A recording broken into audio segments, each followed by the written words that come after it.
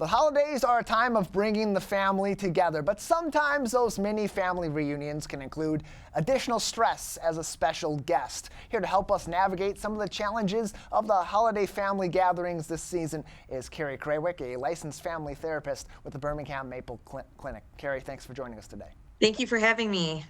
Happy to have you on as we get ready for the holiday season in Greater West Bloomfield and beyond. A lot of people will be traveling, a lot of people will be staying home, but what will be a common theme is people getting together with some immediate and extended family, maybe people they haven't interacted with a lot lately, and that can sometimes cause a little bit of conflict. What are some of the common ways that we see that manifested at Thanksgiving, Christmas, and other holidays?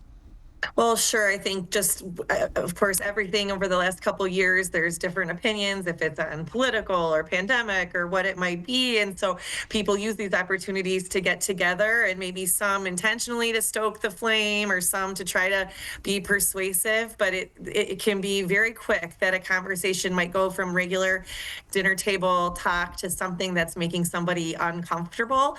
Even personal stuff, asking about your relationship status or if you're choosing to have a child or not, or how your career is going.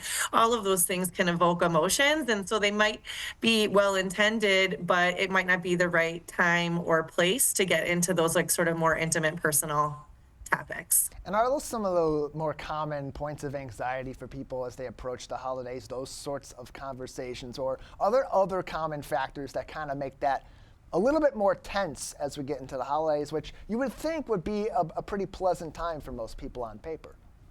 Sure, like you said, for some, they may not see each other very often. Sometimes they're steeped in expectation. You know, someone's hosted an event and they've put a lot of emphasis or pressure on themselves to make it a very good event for everybody else. And so those little things can add to stress. Certainly, alcohol and drinking around the holidays can lead to some more tension or some uncomfortable conversations.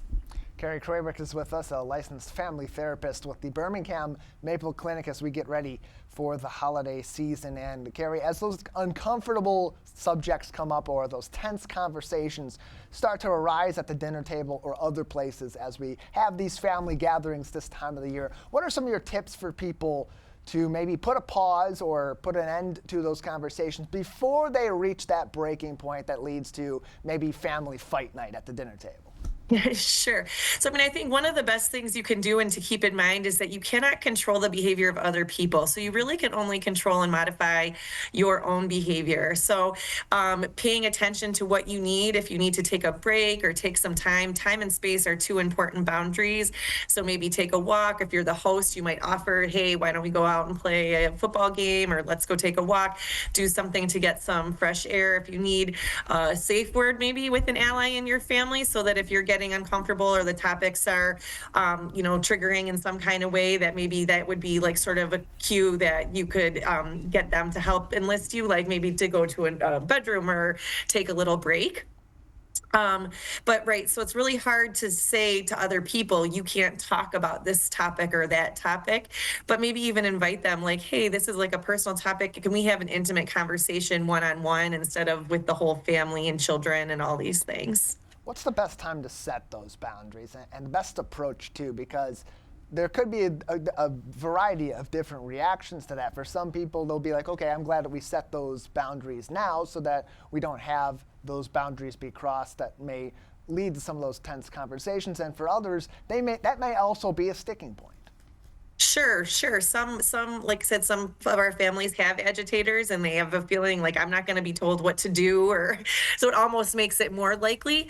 Your boundaries have to really be for yourself. What do you need to take care of yourself? If it's going for a certain time and having a strategy to leave ahead of when things start to get maybe a little more tense, being able to sort of recognize if you need something, then you can leave, right? You can set the boundary for yourself instead of for somebody else. I think prepare over panic. Think about what you might need, or have some kind of canned phrases to certain topics that you might not want to get into, so that you can be prepared yourself and kind of armed with your own like sort of statement to just kind of brush it off and respect your own boundary. If you don't want to get into that conversation, then don't get into it. And people all have their own points of tension, either from subject matter, from people, or both. And that plays a factor too. And in these cases, that's not all entirely avoidable. But what is something that you can do, as you mentioned it earlier, saying you can't control the behaviors of other people, the decisions of other people, but you can control your own behavior. So how do you suggest people take a step back and maybe reflect on their own behaviors, their own tendencies as they approach these sort of social situations with their family to make sure they are playing at best a minimal or entirely zero role in any sort of conflict that may arise?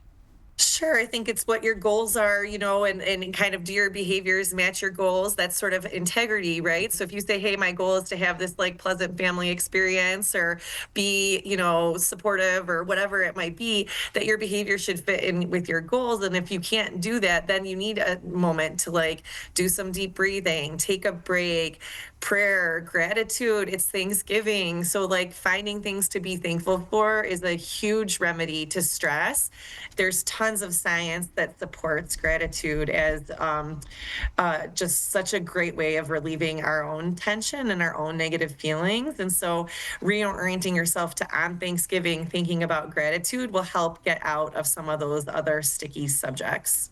And we can't avoid either, Carrie, the simple fact that not everyone's going to have a family gathering or has family to gather with during the holidays, Thanksgiving, Christmas, Hanukkah, others that may occur during the next couple of months. And so for those individuals, if we have those in our lives, how do we help them through this season? Because that's a completely different kind of stress than dealing with your family at the dinner table. Sure. I mean, I think just, like being available, reaching out, making calls, making contacts, like I said, making opportunities even outside of the bigger family events. Hey, let's just do something one-on-one. Let's do something more intimate, and really just being bold and asking someone how they're doing, what they need, and if you can be supportive to them. Carrie Krawiec is with us from the Birmingham Maple Clinic as we get ready for the holiday season. Hey, look, it's a time of joy and getting together, maybe reuniting with some family close and not so close, and getting back together and with each other. But it can also be a lot of conflict. So for more information, helpful tips, follow them on Facebook at Birmingham Maple or visit their website, birminghammaple.com. Carrie, as we get closer to the holiday season, there are other stressors that also come into factor, especially traveling. We know in recent weeks and months that's been a bit of a sticking point for a lot of people because of factors with our government and just the way that particularly air travel has been for people in the last year or so. So as people get ready for the travel element of the holiday season, what's your advice to them to keep their nerves on the down low as they head to the airport or they get out on the road as it gets busy this time of year? Sure, in many ways, it's not so indifferent than the advice for these family conversations. Plan ahead, prepare over panic, set reasonable expectations, and be able to give yourself an out. Now, if you're in a plane or an airport, you might not be able to take a break, but think about if you could walk or do some deep breathing or have some activities that are kind of light and calming, because it is a very stressful thing to do to make it through TSA and to, deal with delays and stuff. So just set yourself up with some reasonable expectations and some strategies to plan ahead so that you can cope if you need to. Another reason to get to the airport a little bit earlier. You have all that time to walk off some of those stressors and calm down before you board and get on your way to your final destination for the holiday season. Carrie, thank you so much for joining us today. Any final advice as we get ready for the beginning of the holiday season with Thanksgiving and then as we start to plan for some of the later holidays toward the end of the year? Yeah, like I said, just predict over panic. So prepare yourself for what you think you might need and set some reasonable expectations, and plan ahead with some other family members so that everybody's kind of taken care of. What do we need in terms of breaks? What do we need in terms of time? What do we need in terms of space? And be able to have a game plan going in. Always good advice to make sure you're prepared for all these different scenarios as you come into the holiday season. Keep yourself calm and help others along the way as well. Carrie, thank you so much for your time today, as always. Thank you for having me.